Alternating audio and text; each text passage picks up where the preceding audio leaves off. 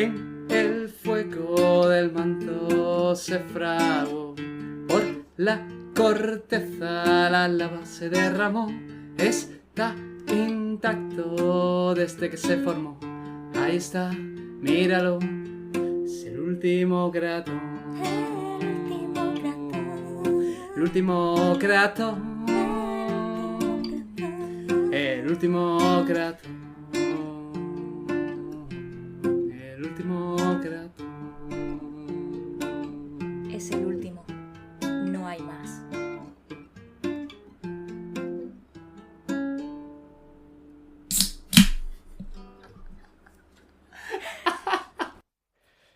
Bienvenidos, bienvenidas al Último Cratón, vuestro programa de divulgación donde la geología es la protagonista.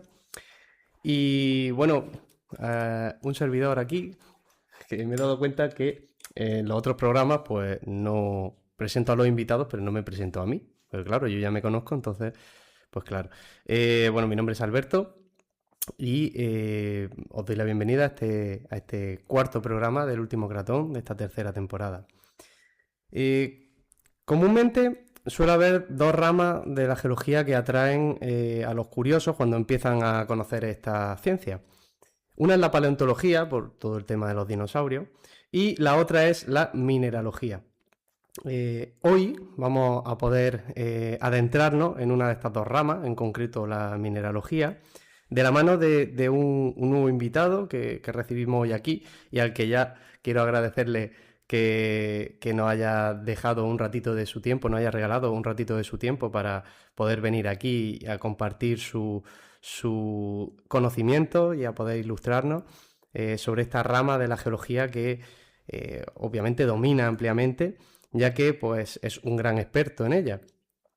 Catedrático de Mineralogía de la Universidad de Granada, profesor de emérito y más de 40 años de investigador. Fernando Nieto, bienvenido. Muchas gracias, Alberto. Gracias por darme la oportunidad de participar en este programa que ya conocía y que me parece de lo más interesante. Siempre una oportunidad de divulgar geología es algo maravilloso porque es una ciencia relativamente poco conocida entre la gente y creo que hace falta echarle un poco de imaginación para que se vaya haciendo más conocida, ¿no? Pues a nosotros que nos alegra mucho y te agradecemos de nuevo que hayas sacado un ratito de tu tiempo para que puedas venir aquí y hablarnos un poco de este mundo, ¿no? Porque es un mundo extensísimo y que realmente se conoce, bueno, la gente lo conoce mucho, que es el mundo de la mineralogía, ¿no? No sé si podrías darnos un poquito una pequeña definición o una breve explicación, ¿no? De en qué consiste, porque la gente conoce la mineralogía un poco, conoce los minerales, pero para que entienda la amplitud de este campo. Digamos, lo más atractivo y lo más conocido de los minerales son los típicos minerales de exposición, de museo, que se venden en las tiendas especializadas, etcétera, etcétera, ¿no? Los grandes cristales de cuarzo piramidales, cosas así por el estilo, ¿no?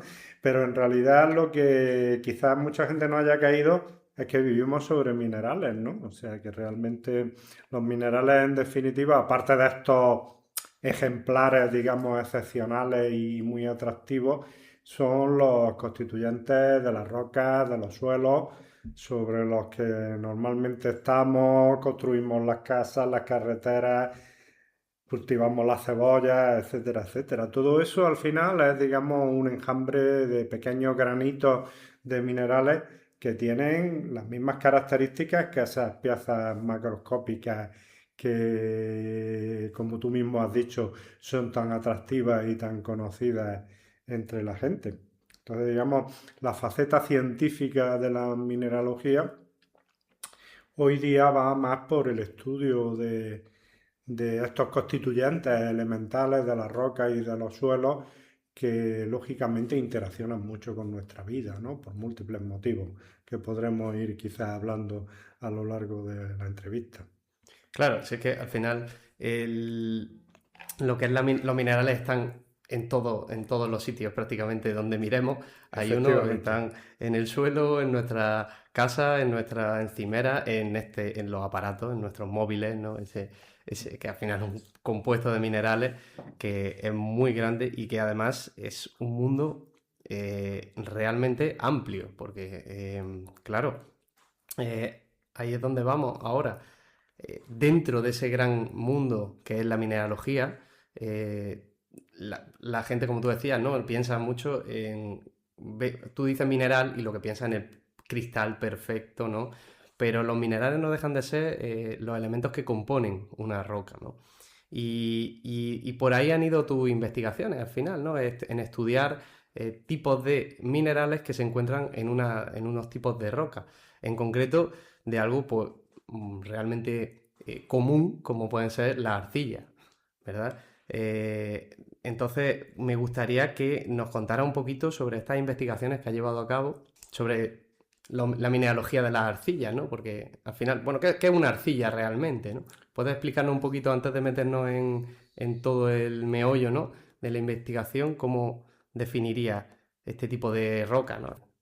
Sí, efectivamente, el término arcilla originariamente es un término sedimentológico, decimos los geólogos, ¿no? Se refiere a un material particulado que está por debajo de un determinado tamaño de grano, 2 micras, que es, digamos, 2 milésimas de milímetro, para entendernos, ¿no? Para que se tenga una idea de qué estamos hablando, ¿no? Entonces, digamos que son esos granos constituyentes que hablábamos antes, que al final son la base de cualquier suelo, de cualquier roca. En el caso de las arcillas son de un tamaño extraordinariamente pequeño, ¿no? De forma que todo el mundo tiene en la cabeza la idea de una arcilla, ¿no? La arcilla además, pues, digamos, algo muy atractivo, ¿no? Además, algo que se usa comúnmente, porque, Comúnmente, perdón, claro. al final hay un montón. Yo mismo estaba, de hecho, hace poco buscando clases de alfarería, ¿no? Porque la gente piensa en arcilla, piensa en una especie de barro que se endurece, que además le puedes dar forma y pues tienes tu vasija, o tienes tu botijo, o tienes alguna cántara. Entonces, realmente para que veáis, el estudio de la mineralogía no solo se centra en esos minerales perfectos, que son al final los minerales bonitos, ¿no? Que encontramos en la naturaleza, que son la mayoría extremadamente raros de encontrar, para encontrar estudiar, ¿no? En algo tan común como una arcilla, estudiar este tipo de minerales. Efectivamente, es que la arcilla es probablemente uno de los primeros materiales tecnológicos que utilizaron los homínidos, ¿no?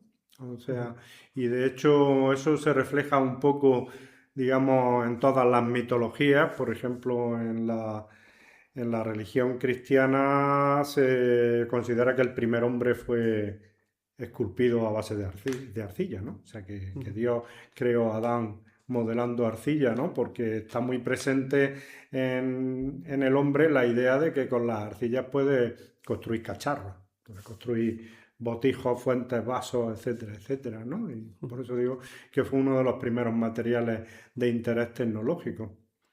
Entonces, ante la pinta que tiene una arcilla, a nadie se le ocurre pensar que eso está formado por minerales. O sea, que Minerales, o sea, tremendamente pequeños, o sea, muy pequeños. tremendamente pequeños, tremendamente defectuosos además, porque claro, dentro de los minerales los hay más perfectos, los más perfectos son precisamente las piezas de museo, los que la gente conoce, ¿no? En una roca formada a alta temperatura, como puede ser un granito, pues los minerales pueden ser más pequeños que estos que estamos comentando, pero siguen siendo bastante perfectos. Y en cambio, en un material que se forma a una temperatura muy baja, como en una arcilla, pues los minerales tienden a ser muy defectuosos, aparte de ser muy pequeños. Claro. Además, es que, bueno, hace poco grabamos en el anterior programa que hablábamos del tema de hidrogeología. También resaltábamos la importancia de este tipo de rocas, ¿no? De las arcillas, para mantener como tope, digamos, como barrera natural, que es la que crean los acuíferos realmente, porque donde hay una arcilla, una capa de arcilla, por encima, si hay agua, se puede mantener, porque tiene estuvimos hablando un poco del concepto de porosidad y de permeabilidad. Claro, ¿qué pasa? Que la arcilla tiene unos granos tan sumamente pequeños que el agua no atraviesa, no es capaz ni de atravesar esos granos. Sí, Aunque, no es solo el tamaño, es también, digamos, la forma predominante en los minerales de las arcillas, que son como laminitas planares, todos ellos son como laminitas planares, ¿no? Entonces estas laminitas se orientan paralelas una a otra y es como si yo pusiera un montón de trozos de plástico, unos cubriéndose con otros, pues al final ahí no pasa el agua. Claro. Ese es, digamos, el origen del carácter impermeable de las arcillas, ¿no? sí. Pero sin embargo, luego también sufren sus efectos debido al agua, ¿no? Porque Totalmente. hay muchas zonas donde la gente, pues, llega alguien y monta su casa es muy bonita en el campo, pero claro, si levanta una casa encima de una arcilla, la arcilla tiene una dinámica bastante cambiante en función de época de lluvia o época de sequía, ¿verdad? Sí, sí, es lo que los ingenieros llaman las arcillas hinchables, ¿no? Que son realmente arcillas que actúan un poco como esponjas, ¿no? No son todos los minerales de la arcilla, pero hay unos minerales específicos de la arcilla. Las esmestitas en concreto son las que suelen dar problemas de estos de tipo geotécnico que se suele decir.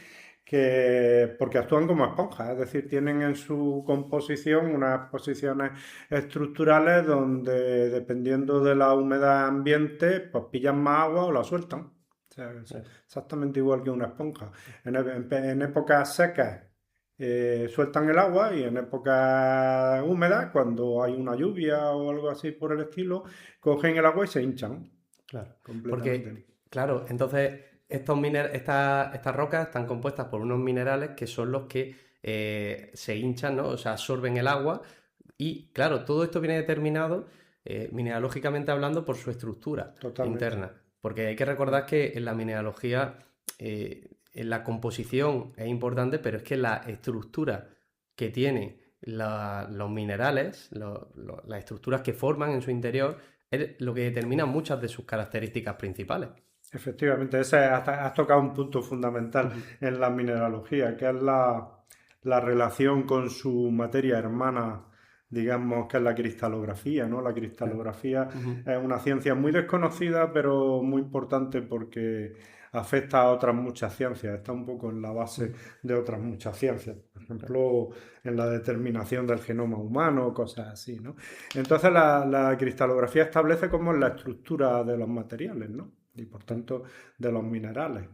Y la estructura, por ejemplo, en el caso de las arcillas, juega un papel absolutamente fundamental, ¿no? Esta propia estructura planar que hablábamos antes, el hecho de que tengan forma laminar y por tanto le confieran el carácter impermeable a los materiales, y esto otro que comentabas tú de las arcillas hinchables, de las esmestitas, pues se debe precisamente a que las esmestitas en su estructura tienen posiciones en las cuales el agua puede entrar y salir con gran facilidad.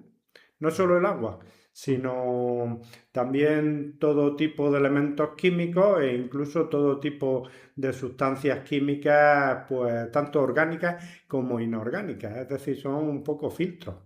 Y de hecho tecnológicamente tienen también una gran importancia porque se han utilizado como filtros para purificar ambientes y cosas así, ¿no? Claro.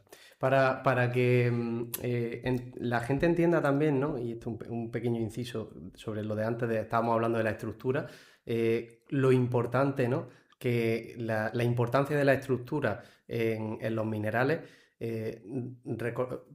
para quien no lo sepa, esto seguramente habrá gente que lo sepa porque es una curiosidad que se dice mucho, sobre todo en el mundo de la geología, pero tanto el diamante como el grafito tienen exactamente la misma composición.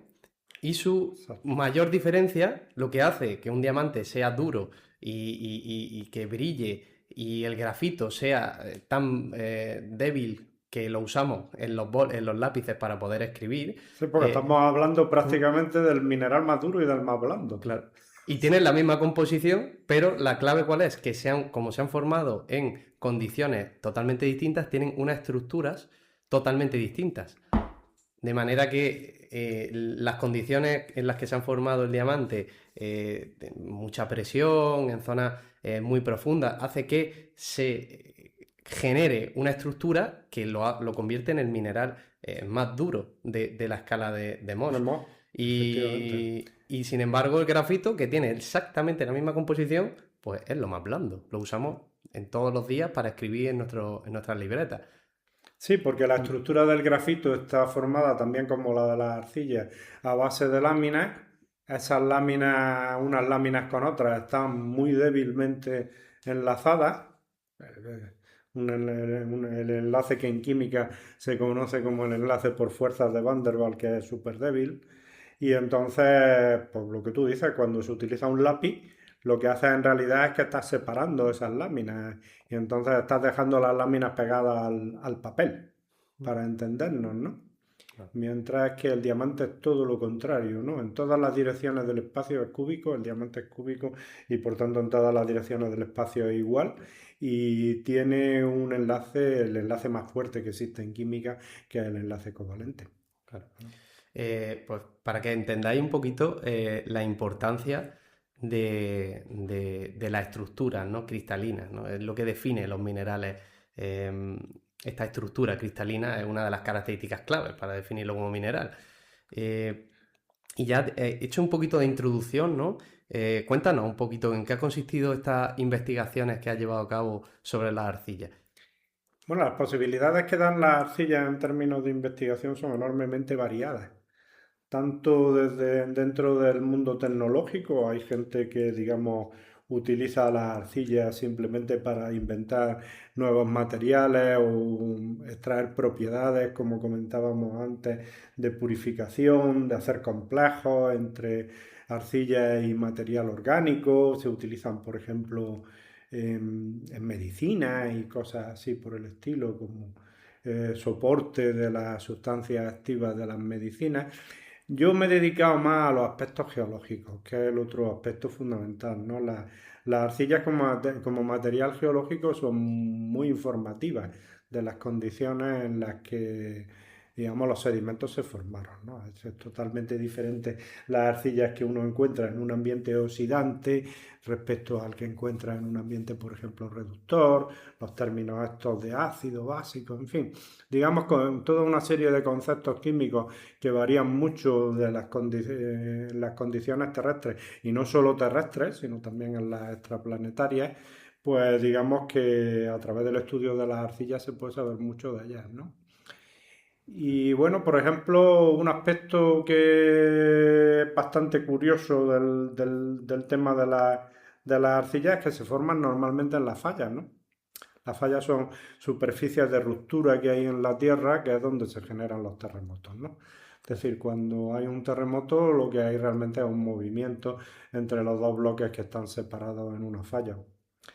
Entonces, por esas fallas frecuentemente circulan aguas calientes, las mismas que son el origen de los balnearios, que son tan atractivos y tan gustosos, ¿no? Claro, al final hay que tener en cuenta que toda esta agua subterránea que se mantiene, pues, que tiene, ya hablamos en el anterior episodio de que con María Luisa, que cómo esa dinámica interior, cómo el agua se va moviendo, el agua no permanece estática debajo de nuestros pies, ¿no? Sino, sin embargo, va moviéndose como se movería como en un río, solo que a una velocidad diferente y con unas condiciones diferentes. Cuando ese agua se encuentra con estas rupturas del terreno, ¿no?, que se denominan fallas, aprovecha y sube por ahí, porque otra cosa no, pero el agua va desde el punto, o sea, va por el camino más fácil, desde el punto más alto al punto más bajo, por el camino que le resulta más fácil. Sí, entonces sí. a veces se topa con estas Claro. autopistas, ¿no?, que hacen que el agua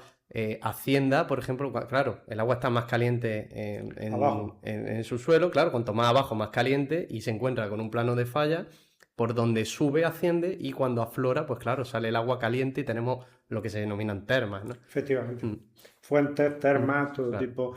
Hay aguas más calientes, aguas más frías, etcétera. El término aguas calientes, por ejemplo, es muy frecuente como término referido a lugares geográficos y cosas así, ¿no? Claro. Y suelen ser el origen ese. Entonces, lo que pasa es que ese agua caliente, cuando asciende por las superficies de falla, reacciona con los propios materiales de la roca, formando minerales, y entre esos minerales que forma son muy frecuentes las arcillas, precisamente, ¿no? Sí. Entonces hay un caso curioso que nosotros hemos estudiado en nuestras investigaciones, mi equipo de investigación, ¿no? Que es el caso de la falla de Padul-Nihuelas, que es una falla muy importante dentro de las cordilleras béticas. Es perfectamente visible cuando se baja hacia la costa por la A44, ¿no?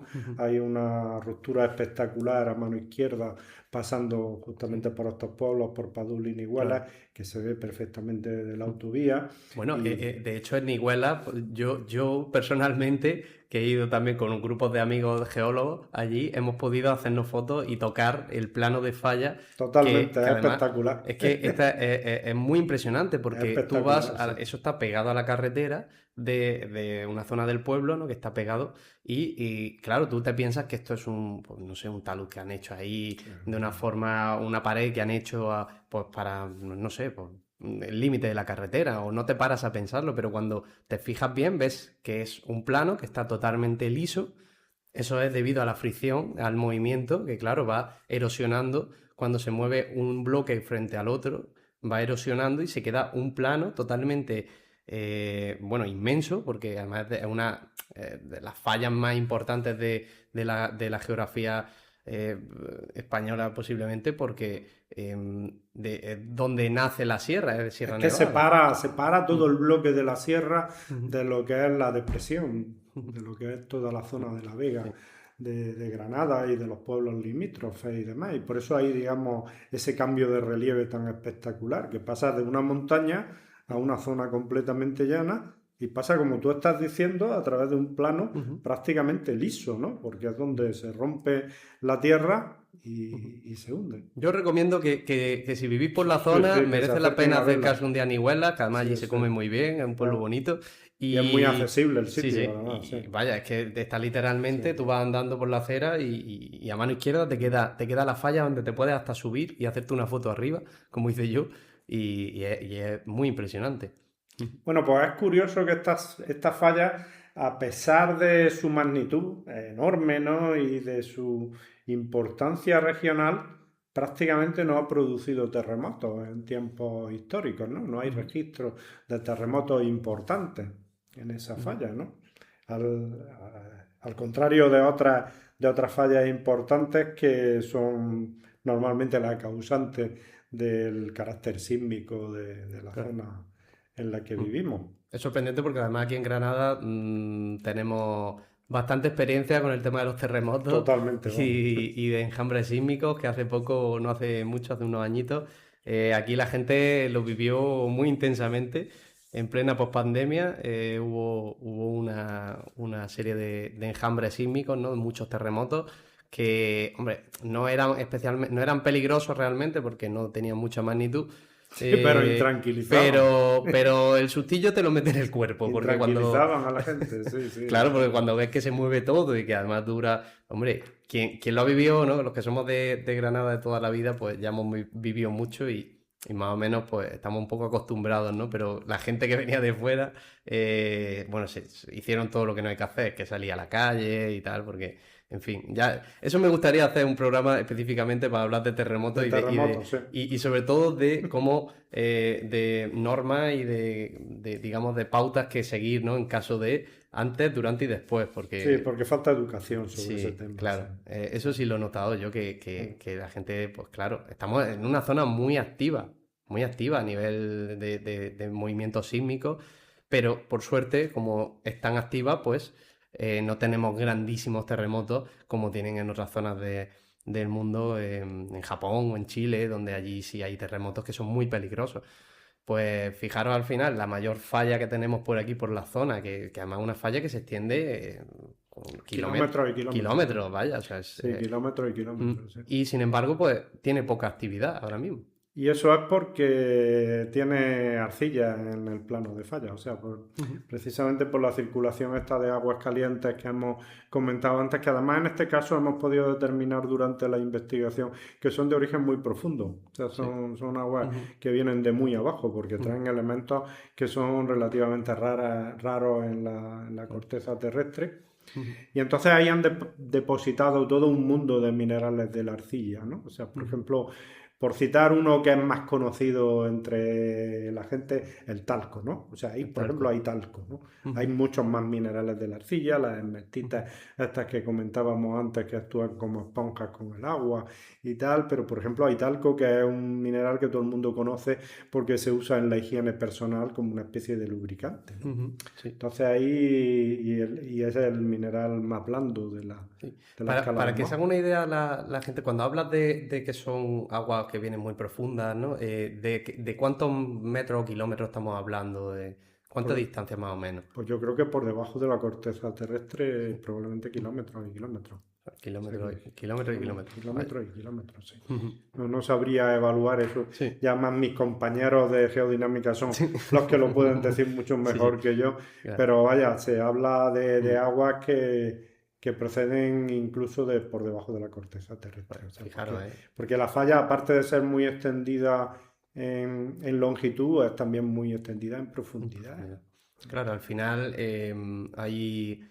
no deja de haber un sistema montañoso, ¿no? Que es como, digamos, tiene un efecto parecido al que tendría un iceberg, ¿no? Que nosotros vemos la puntita de lo que es Sierra Nevada, que es la puntita del iceberg, pero todo lo que se extiende por debajo son, pues imagínate, si tenemos 3.000 metros, perdón, 3.000 kilómetros, 3.000 metros de altitud en los picos más altos, 3.400, ¿no? Era el Veleta y el Mulhacén, no, el Mulhacén era, ¿no? 3.400. 3.400, los dos están en torno Claro. a 3.400, ¿no? Pues esa es la punta del iceberg que vemos. Totalmente. Luego por debajo se puede extender el doble o más. Entonces, para que entendáis que cuando hablamos de profundidad también en este mundo de la geología, es realmente profundo. O sea, aquí siempre Sí, hablamos de kilómetros. las magnitudes de los tamaños o igual del tiempo geológico y Sí, tal, lo siempre, mismo que en tiempo siempre lo hablamos hacemos a de lo millones grande. de años, en profundidades hablamos de kilómetros. Claro, nosotros Sí, siempre sí. lo hacemos a lo grande, A lo tanto el grande. tiempo como los kilómetros, como todo, porque al final estamos hablando en proporciones que no son las que usamos el día a día. No estamos hablando de metros, sino kilómetros de profundidad en donde las aguas suben y aprovechan ese plano de falla para esa zona de ruptura para introducirse y van dejando estos minerales tan curiosos pues, que pertenecen a la arcilla. Que además usamos en el día a día, porque el talco, Totalmente. bueno, cualquiera que tenga Totalmente. hijos lo habrá usado Lo ha usado.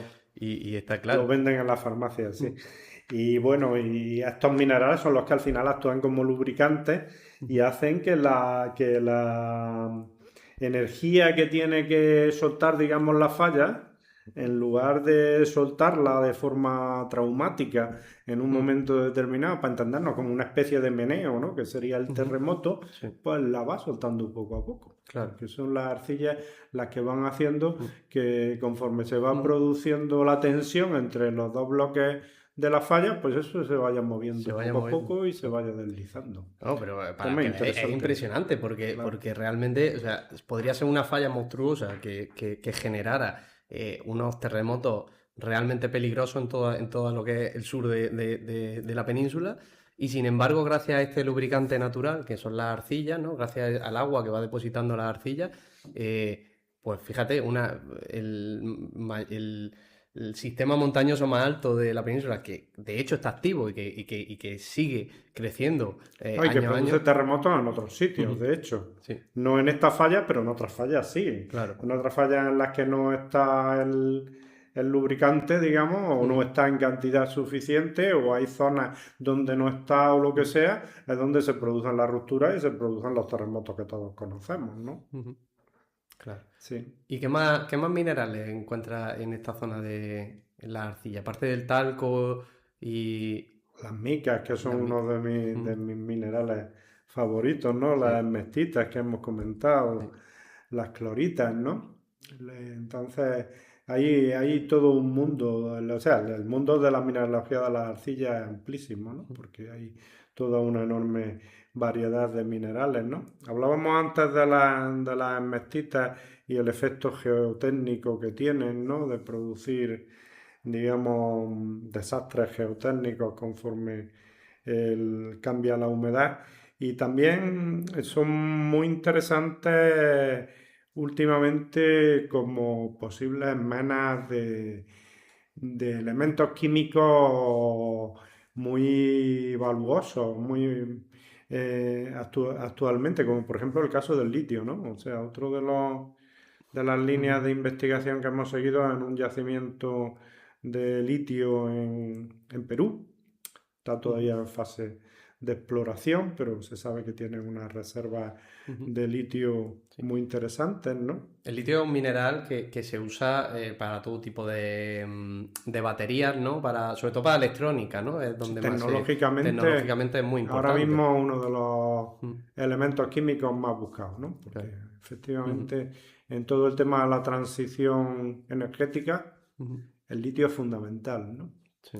Entonces, ahora mismo es un poco uno de los elementos químicos de moda que todo el mundo busca, ¿no? Y entonces allí pues se descubrió un yacimiento con unas leyes de litio altísimas, ¿no? Y está todavía, como digo, en fase de exploración. Y cuando nosotros entramos en la línea de investigación no se sabía en qué mineral estaba el litio, ¿no? Que por eso entramos también, porque se sospechaba que estaba ligado a minerales de la arcilla, pero aún dentro de minerales de la arcilla no se sabía en qué mineral estaba, ¿no?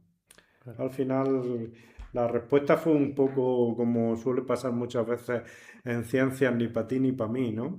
O sea, porque parte de ese litio está en las micas y parte de ese litio está en las esmestitas como transformación de las micas originarias que proceden. Hay un edificio volcánico y el edificio volcánico es el que produce las micas ricas en litio, pero luego esas micas ricas en litio, pues digamos, se degradan con el contacto con el agua, se transforman en el mineral típico de arcillas de muy baja temperatura, que es la esmestita que comentábamos antes, ¿no? Claro. Y eso es bastante importante desde el punto de vista de la explotación, ¿no? Porque no es lo mismo que el litio, lo que tú comentabas antes de la estructura de los minerales, vuelve a salir de alguna manera, ¿no? Los minerales tienen posiciones estructurales que están como muy cerradas, son muy inaccesibles a cualquier tipo de proceso químico, y en cambio hay otras, como le pasa, comentábamos antes, a las esmestitas, que son muy accesibles, que por ahí entran y salen las cosas, ¿no? Fácilmente, porque están enlazadas mediante enlaces muy débiles. Y entonces, bueno, el litio este que hemos detectado en las esmestitas, pues está justamente en estas posiciones, ¿no? Es decir, que es un elemento químico fácilmente extraíble, ¿no? Lo cual supone una diferencia muy importante, porque no es lo mismo tener que cargarse toda la red del mineral con un tratamiento químico muy potente, que exige alta temperatura, productos químicos muy agresivos, etcétera, que sería el caso del litio que está, por ejemplo, en las micas, frente al caso del que está en las esmestitas, que está enlazado prácticamente en unas posiciones estructurales donde con un tratamiento ácido muy suave se saca con... Es mucho más fácil, obviamente, mucho más fácil. Y genera menos residuos posiblemente. Totalmente. ¿No? Y menos impacto. Fijaros, al final, es que esto es lo maravilloso para mí que me parece de la geología, que una cosa tan común que ves en el día a día o que sencillamente ni siquiera prestas atención porque como está ahí, ¿sabes? Y además todos tenemos arcillas cerca. Hombre, las pisamos todos los días. Claro, entonces, y fijaros cuando se empieza a estudiar, cuando hay líneas de investigación que se meten ahí de lleno y empiezan a desglosar, ¿no? Todo lo que entraña, todos los secretos que entraña, y se puede encontrar hasta minerales tan importantes que a nivel, pues, es que a nivel de sociedad a día de hoy no solo son una importancia económica, sino es que es política, tecnológica, es lo que puede marcar el antes y el después de una población. Totalmente. Ahora mismo, digamos, uno de los grandes quebraderos de cabeza de Europa es su dependencia en términos de elementos químicos tecnológicamente importantes, ¿no? Claro. Para que entendáis también la importancia de todas estas investigaciones que aportan, aportan muchísima información y muchísimos conocimientos para que la sociedad pueda seguir avanzando a nivel tecnológico y con todo lo que eso entraña. A mí es que me parece súper interesante, la verdad. Hemos pasado, fijaros, de una arcilla que ayudan al movimiento tectónico, un movimiento tectónico muy grande, que un movimiento y amortiguando su efecto, su peligrosidad, para que realmente esas arcillas nos protegen a todos los que vivimos cerca de Sierra Nevada y de ahí pasamos a minerales, el mismo tipo de roca que guarda y esconde un mineral tan importante como el litio que lo usamos, que es ahora mismo vital para cualquier persona. Al desarrollo tecnológico, efectivamente. En los móviles lo tenemos. O sea, sí, bueno, los móviles, las tablets. Ahora mismo lo que tenemos encima de la mesa hay más litio que otra cosa. Eso está clarísimo y es súper importante. La verdad que fijaros luego eso, que estamos hablando de una roca que son lo más común que hay. Es que, o sea, ni siquiera nos estamos yendo a y la mineralogía entra aquí. Y además encima hay otra cosa también, que es otra cosa que me gusta mucho de la geología, y es que al final estamos hablando de mineralogía, pero aquí se da en la mano la química, se da en la mano la ingeniería al final, la tecnología, se da en la mano muchos campos de la ciencia que al final son vitales, ¿no? Que cada uno aporte su granito de arena. Claro, hoy día la investigación es completamente multiárea, multitemática, y la investigación que realmente funciona es cuando trabajan juntos, digamos, especialistas de campos muy diversos. Es que a mí siempre, yo cuando estudiaba veía mucho, en fin, esa rivalidad, ¿no? Entre carreras, que si biólogos, ambientólogos, geólogos, químicos, físicos, tal. Siempre es como, no, mi carrera es la mejor, tal. Y yo siempre entendí, y de lo que más me atrajo de la geología fue eso, que es un punto donde se unen muchas manos, porque al final es como avanzamos. Yo veo las cosas de una forma porque yo he estudiado geología y las veo desde el punto de vista geológico. Y necesito siempre que haya alguien de otro punto de vista, como puede ser un químico, como puede ser un biólogo, como puede ser un físico, que me dé otra visión. Y juntos llegamos a la solución del problema o llegamos a los descubrimientos. Sí, por supuesto, porque los fenómenos que suceden en la Tierra son, en definitiva, fenómenos físico-químicos con mucho efecto biológico, y por tanto, como tú dices, necesitamos de los físicos, de los químicos, de los biólogos. Es que me parece una reflexión que es necesaria, ¿no? A día de hoy también, en un mundo en el que cada uno al final tira siempre mucho más para su casa, pero al final nos necesitamos unos a otros para poder mejorar y seguir mejorando. Me parece maravilloso, la investigación me parece increíble. Te agradezco muchísimo que nos venga a contar todo esta, pues fíjate, de temas que son muy comunes, y saca una información y unos conocimientos que son súper importantes y súper interesantes. Y bueno, ya como para terminar, nos vamos a nuestro apartado de las geopreguntas. Así que, sí, a ver... me parece muy interesante. Es un apartado muy interesante, sí. Muy atractivo, realmente. A mí siempre me gusta porque al final es un método una vía, ¿no? Para poder divulgar más todavía, que la gente se interese. Y bueno, pues son detallitos interesantes. Así que ya una vez dicho esto, pues como ya conocemos, si habéis escuchado antes del programa, desde luego, lo que son las geopreguntas, pues vamos a empezar por la primera, ¿no? Que es, pues un mineral, que además, a ver, pregunta clave para un mineral. Y difícil seguramente. Sí, bueno, hay muchos minerales que me resultan atractivos, pero vamos, si tengo que elegir uno me quedo con las micas, claramente, ¿no? Con las micas. Porque es un mineral que incluso en su forma macroscópica también existe como mineral grande, visible, de museo, de tiendas de minerales, etcétera, y es muy atractivo porque aún conservando ese aspecto cristalino, pues son láminas, son laminitas súper finas, ¿no? O sea, son como una especie de libro, de láminas apiladas todas ellas, y puede ser perfectamente transparente, perfectamente cristalino, se le puede ver incluso su forma hexagonal, etcétera, etcétera, pero son como laminitas, ¿no? Entonces son muy atractivos. Y luego desde el punto de vista de la investigación, pues yo he trabajado bastante con micas, ¿no?